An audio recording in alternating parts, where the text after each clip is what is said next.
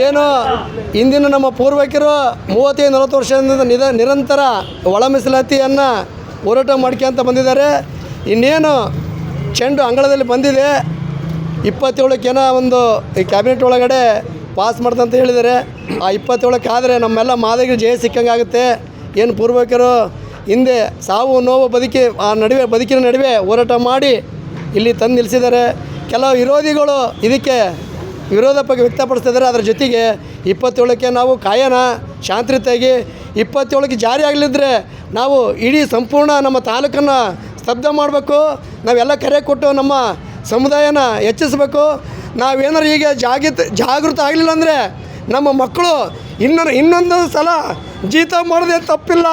ದಯವಿಟ್ಟು ಎಲ್ಲ ಇದು ನೋಡಿದ್ವಿ ಕಮ್ಮಿ ಬಂದರೆ ನಮ್ಮ ಮಕ್ಕಳು ಮುಂದಿನ ಸಲ ಜೀತ ಮಾಡೋಕ್ಕಾಗುತ್ತೆ. ದಯವಿಟ್ಟು ಎಲ್ಲರೂ ಎಚ್ಚೆತ್ಕೋಬೇಕು. ಮುಂದಿನ ಸಲ ಹೆಚ್ಚೆಚ್ಚು ಜನಸಂಖ್ಯೆಯಲ್ಲಿ ಹೆಚ್ಚಾಗಿ ಸೇರೋಣ, ನಮ್ಮ ನ್ಯಾಯವನ್ನು ಕೇಳೋಣ. ನಾವು ಬೇರೆ ತಟ್ಟಿಗೆ ಕಸ್ಕೊಂತ ಇಲ್ಲ. ನಮ್ಮ ಹೋರಾಟ ನಿರಂತರವಾಗಿ ಇರಲಿ. ನಮ್ಮ ನ್ಯಾಯದ ನಮ್ಮ ಅನ್ನವನ್ನು ನಾವು ಕೇಳ್ತಿದ್ದೇವೆ. ಬೇರೆಯವ್ರದ್ದೇನು ನಾವು ಕೊಳ್ಳೆ ಹೊಡಿತಾ ಇಲ್ಲ. ದಯವಿಟ್ಟು ಮುಂದಿನ ದಿನದಲ್ಲಿ 27 ನಂತರ ಒಂದು ಸಭೆಯನ್ನು ಕರೆದು ತೀರ ಹರಿಹರನ ಬಂದ್ ಮಾಡೋಕ್ಕೆ ಒಂದು ಕರೆ ಕೊಡೋಣ ಅಂತಂದು ಹೇಳ್ತಾ ನಮ್ಮ ಸಮುದಾಯಕ್ಕೆ ಒಂದು ಸಲಹೆ ಕೊಡ್ತಾ ಒಂದೆರಡು ಮಾತು ಮುಗಿಸ್ತೀನಿ. ಜೈ ಮಾದಿಗ.